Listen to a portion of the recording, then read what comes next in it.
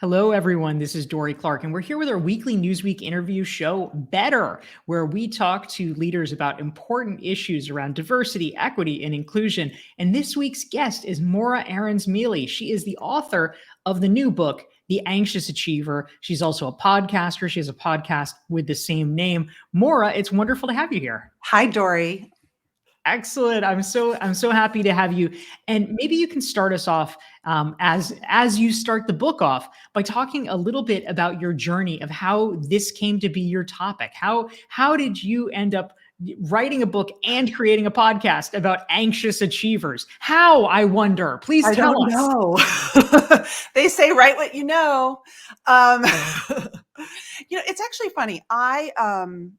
I have had anxiety since I was 19. I have clinical anxiety. I have major depressive disorder, and actually only recently got a diagnosis of bipolar 2 disorder. So I have managed my mental health my entire adult life. It has been a very important part of my adult life and something that has been a huge impact on how I work.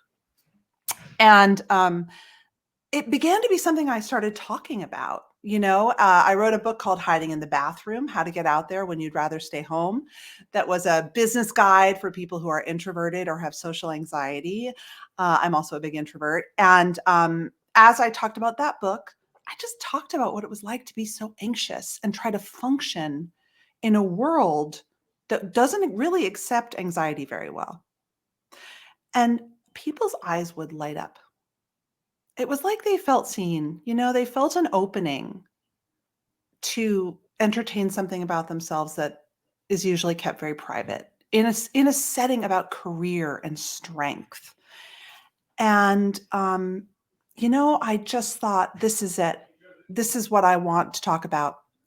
And I pitched the show idea to Harvard Business Review in 2018 maybe, and we started it. And the whole goal behind The Anxious Achiever is to interview leaders from all walks of life who manage mental health challenges, from anxiety to depression to OCD to bipolar disorder, ADHD, and really hear how they've learned to work and lead differently because of those challenges, but also how it's made them who they are. Yeah, that's amazing, Maura. Thank you. And one of the things that I was struck by, in reading your book is you talk about the fact that you're really doing this podcast, writing the book, so that people can come out and talk about some of these issues that often get swept under the rug. But you still mention early in the book that you have what you call your sort of white whale of a podcast guest who is a well-known CEO that suffers from anxiety that you would love to have come on the show, but this person is resistant and kind of keeps punting, largely because, presumably these issues are still stigmatized enough that they don't feel comfortable talking about it. I mean, obviously you're doing work to try to open up the conversation, but how do you advise someone who, presumably is a regular employee? They, probably have less power and less money than this CEO. And they say, oh my gosh, well, how can I talk about this if, that guy or girl isn't willing to do it? What's your advice for sort of the regular person on the street who's like, oh my gosh, I'd love to be able to say something, but I'm a little bit scared that it I'm wouldn't be well vulnerable. received? My advice actually is going to sound counterintuitive, which is you don't have to talk about it. I'm fascinated by status. And I had the Stanford sociologist Marianne Cooper on my show recently, and we were talking about this exact question. And as a sociologist, she looks at who has status in organizations, right? Who has the power? And if you talk about something and you don't have power in an organization, say you're on your way up, you're young, you're from a group that is considered marginalized traditionally in the halls of corporate America, and you speak up about something vulnerable, that may not be the best thing for you, and it's your choice. That's why I'm so focused on leaders, on people who do have the power to tell their stories, because nothing will change until the people we admire, the people who are managing us, the people who are creating trends and innovations, and indeed helping us get through hard times, which anxious people are really good at, are more open and honest. And so my plea is always, leaders, tell your stories. Dory, is this edited? We typically don't exactly edit Because it, my but husband is being very loud, and I just want to make sure. I'm so sorry. thank you. We do not hear your loud You husband. can't? Okay. No, we're good. We're actually good, but Okay. thank you. Okay. So do you want to cut that out, or I'm sorry. I was getting anxious. I mean, I feel like this is a good meta moment, That's but fine. We can keep it in. all right. I love it. See, That's a perfect we example. roll. We roll with it. Absolutely. Let me tell you, working from home has introduced people to a whole new level of workplace anxieties, right? Because, it can be so distracting. We're on camera, we're focused, we're performing. That makes us anxious. And then the dog's barking, the husband is being loud. And all of a sudden it's, oh gosh, is Dory going to think I'm not professional? I think that is a perfect, powerful, teachable moment, Morra. That's All right, then. amazing. That's what we like. Yes. So this is Dory Clark. We're here with our weekly interview show, Better, sponsored by Newsweek. We're here with our guest, Morra Aarons-Mele. She's the author of The Anxious Achiever. So, Morra, I want to touch on something you were mentioning a moment ago, which is actually one of the things that I thought was interesting in your book that you described was this sort of underappreciated positive benefits of anxiety in a leader. That, this makes sense. As with all things, there's two sides of the coin. And in some ways, anxiety actually makes people better at what they do. Can you talk a little bit more about that? Yeah. I mean, and there's two ways that anxiety can make you better. The first is situationally.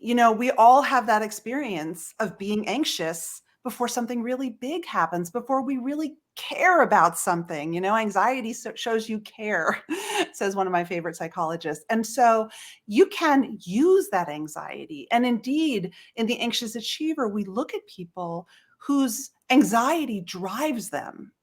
And sometimes they feel like that's a great thing. And sometimes it gets really exhausting. And that is the knife's edge of anxiety.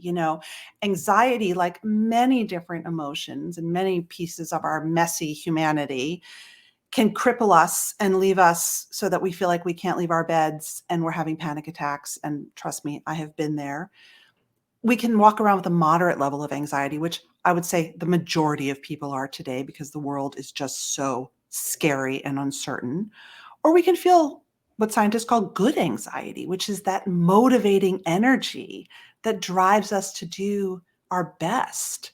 And all of that anxiety is useful, even the really dark stuff, although that takes much more work and time to unpack. But, like all challenges, it can make us very resilient and strong and self-aware. And self-awareness is the leadership quality that is most sought after and yet very elusive.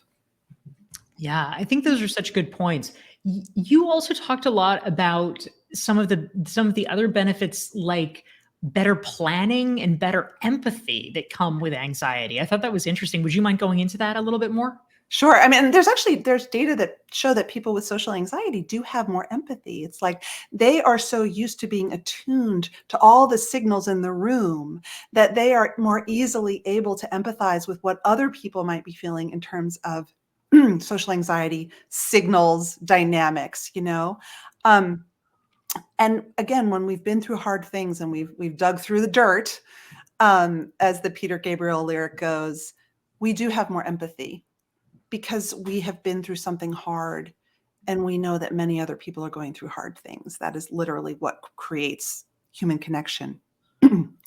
I think one of the most underestimated qualities of the anxious leader, though, is that ability to look ahead, is the forward planning. At some level, a lot of our anxiety is about uncertainty and the fear that exists in the gray areas. But that's what leaders need to deal with.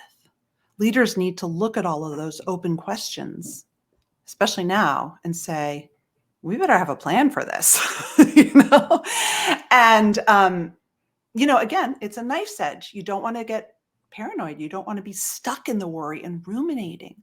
But when you can get in touch with what the anxiety is trying to tell you, you can make a plan.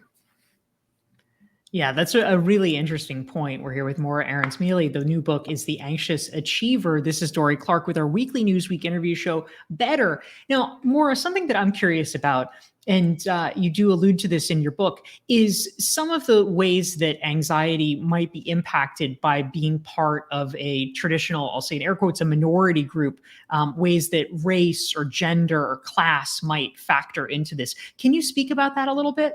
Yeah, absolutely. I mean, excuse me, one of the points that I want to make in the book, even though the book is very much about tools that you can use to help yourself, is that this is a systemic issue. And it's often referred to as anxiety of the only. And it makes sense. And there's tons of data to back this up, that if you are an only at work, whether you're part of an underrepresented minority, whether you come from a different social class or region than most people, if you're a woman, if you're LGBTQ, if you're gender non-binary, if you are different, if you're neurodivergent, if you're different, sadly, in our culture, you face bias. And in workplaces where leadership is seen still to this day in all too limited a way, especially usually like a white guy at the front of the room, the anxiety of the only is natural because you are facing both bias, racial trauma, perhaps, but also that sense of, I'm the only one here. Do I belong here? How long until they find me out? And so it's really not in your head. And I think it's really important that we acknowledge that. But I also think, and this is why I try to have a lot of white men with power on my podcast and in the book, that anxiety is a normal human emotion. We all feel it. And it's very, very important for the guys at the top to talk about theirs too. Yeah, that's really great. Thank you, Morra. So, something that I was really interested in your book, The Anxious Achiever, you actually tell a story about tracing back some of the roots of your anxiety in terms of of specific workplace performance to an experience that you had as the president of your high school class. And I thought this was really interesting that, we need to sort of be aware that some of the things that may be manifesting today in terms of our, regular professional lives actually sort of go way back. They relate to things in our past that we may not have fully connected. Can you talk a little bit more about that? Yeah. I mean, as the therapists like to say, wherever you go, there you are. We bring our whole selves to work, and that includes a lot of ourselves that may have been hurt along the way, or the messages that shape us, the expectations that have shaped us. I can't tell you how many people I've had conversations with who have had aha moments around, I never really understood the weight of other people's expectations that I was carrying around in my head that was making me so anxious. And that's where a lot of perfectionism comes from, and other anxious behaviors. So I was student body president, scholar athlete. You will be unsurprised about this story. I ran for student body president at the last minute because I thought it would look good on my college resume, and I didn't really have a plan. And in my senior year, every Thursday we had the student body meeting, and it was all the teachers I really respected, the head of school, students, and I didn't have a plan. And for some reason, in my stupid 17-year-old head, I never thought, you better come up with a strategy here. And so we would have really uncomfortable meetings where there would be like nothing on the agenda.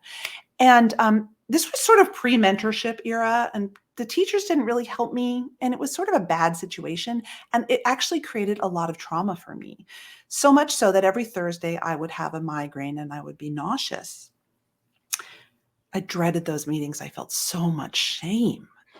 Fast forward about 6 years later, when I was in my first management job, I had a big job. I was running marketing for a European online travel company, and I was young for the job. And we had a Thursday staff meeting. And Stay away from Thursdays, Morra. Have we telling you, learned our man, lessons? Thursday lunchtimes, and the same symptoms kept coming up. And what I did, though, was I gave away my power at these meetings. The imposter syndrome, the shame was too much. And so I let my deputy run them. I thought, I'm not good at this. I can't be in charge. Fast forward to a later career, actually very recently, I had, again, Thursday staff meetings with a challenging new boss, same thing. And then I was in therapy. This is a year ago. And my therapist said, Morra, this trauma from your high school is still with you and you're acting it out. Yeah, it's amazing. So when the pieces clicked for that, like what happened? Like did it, or was there a way that something unlocked or you were able to do something differently, or what was the net result of discovering that connection? I mean, it was just a really interesting aha. And to me, I really love patterns and am big when I coach people at helping them look at their patterns. And it was so interesting to me that I had never picked up on this pretty influential pattern in my own life. And also a lifelong habit I've had of giving away my power because I don't feel I deserve it. And that really began a shift for me. Plus, no more Thursday meetings. Yeah, definitely not. Let's stay away from that day. Well, that's super interesting. So, Maura, one of the things that you mention in your book is not always, but sometimes a sort of downstream result of people feeling anxiety is procrastination, and that's obviously something that is a troubling behavior for many people. What can we do about that? How should we think about that? Yeah, it's funny. I have a scholar who I really admire, Bonnie Hayden Chang, and she studies anxiety at work. And she says, anxiety is just, it's data. It's not good or bad. What matters is the emotional regulation and how we react to the anxiety. And the beauty is in the reaction, because the truth is we can't make life less anxious. We can't even control the things that trigger us. We can control how we react when we're anxious. And procrastination is an avoidance behavior. It's a coping mechanism, right? If you just watch Netflix for an hour, then that report doesn't exist. Except, let's be honest, it comes back twice as hard when the hour of Netflix is over. It's what people might call a maladaptive behavior. And so in the book, we really look at how you react to your anxiety triggers in a work context and ask, is that serving you? Is there a different way to respond? Is there a way to take a beat before you react? So much of this stuff is reflexive. It's habit. It's habit. And a lot of the work comes in noticing the habit and trying to respond differently. Yeah, that's a really interesting point, Maura. Thank you for that. And one of the things that you actually talk about in the book is what you call the concept of playing detective with your anxiety. Can you talk about what you mean? Yes, and this was inspired by my good friend Rebecca Harley, who is a psychology professor at MGH.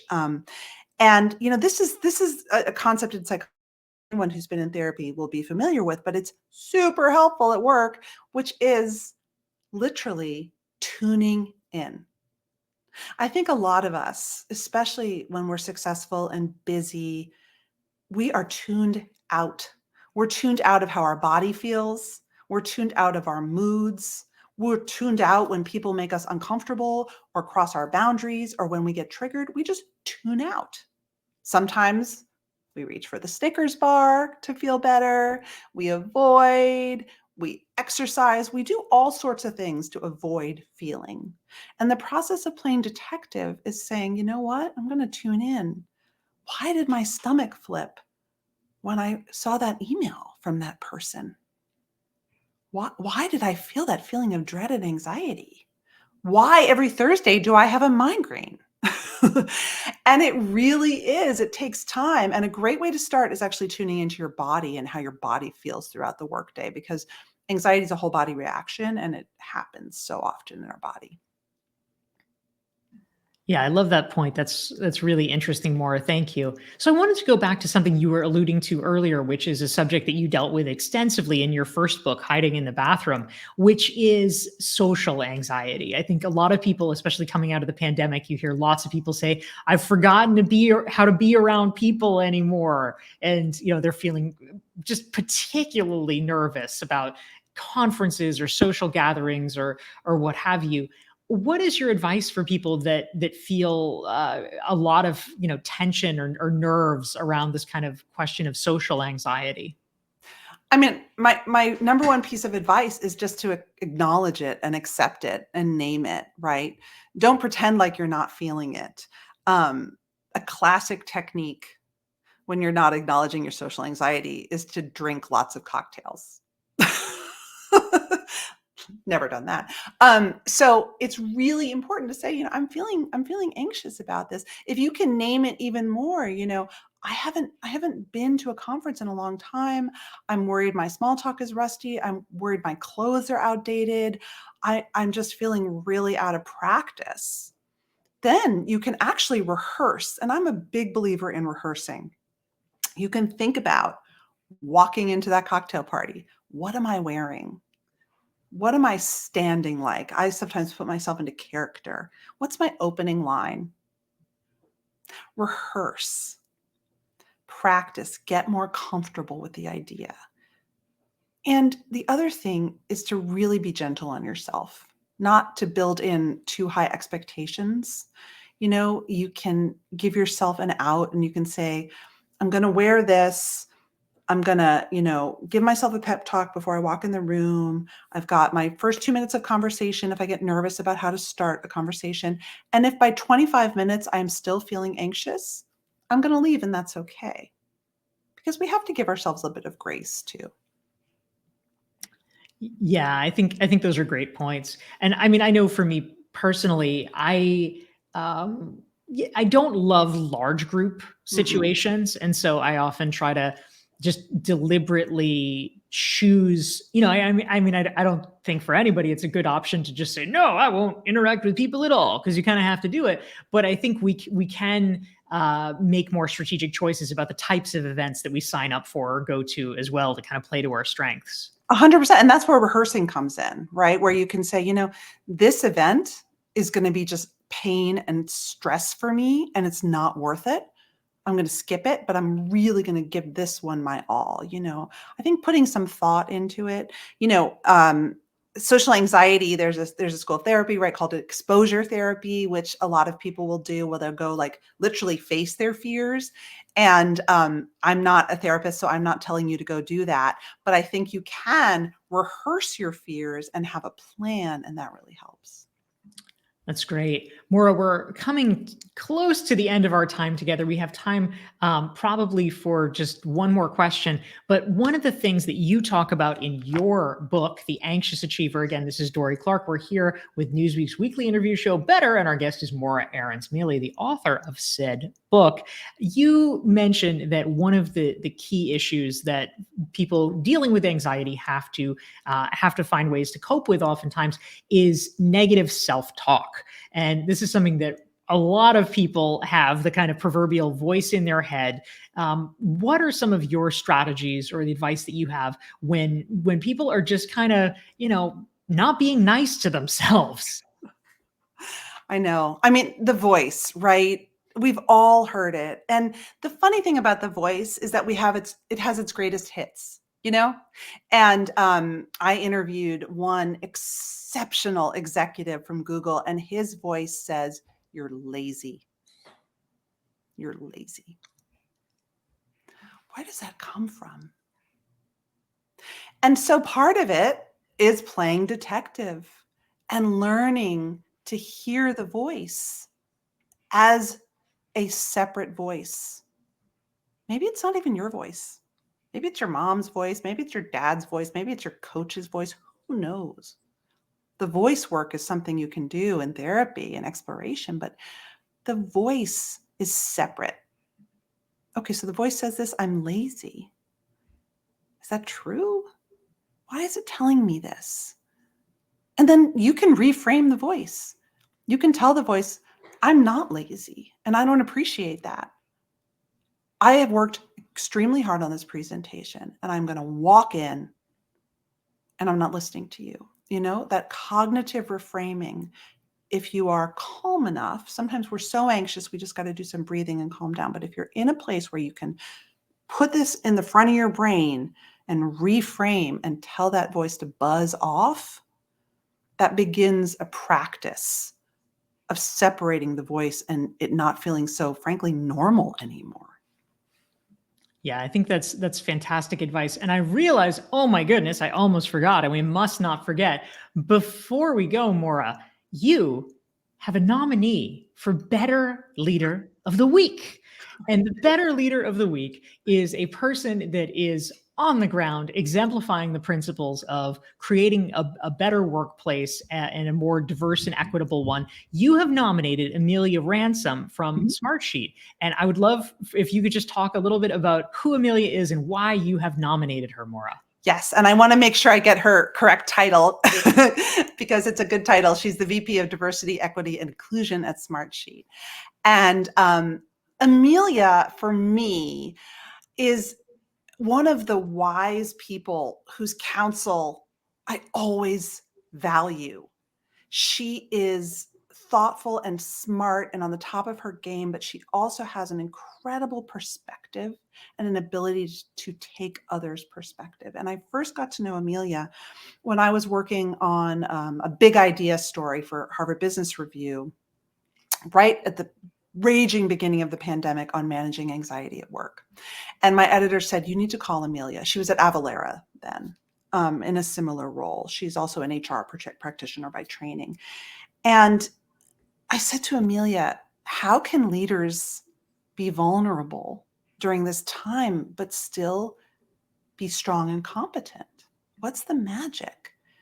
And she said, I'll tell you what I do.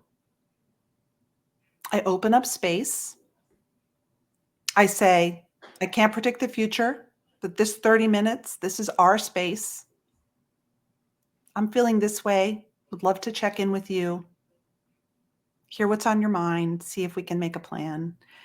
And just her sort of incredible willingness as a senior leader to be vulnerable and create space for other people to be vulnerable in an appropriate way, I thought was so powerful. And she's just a really phenomenal leader and a very kind person. Even though I don't know her well, I feel like I know her really well. That's amazing. Well, 3 cheers for Amelia, our Better Leader of the Week. And we have been here with Morra Aarons-Mele. She's the author of this new book, The Anxious Achiever. This is Dory Clark with our Newsweek weekly interview show, Better. Morra, thank you so much for joining us. Oh, thanks, Dory. It's so good to talk to you. Thanks. Take care and see you next week, everyone.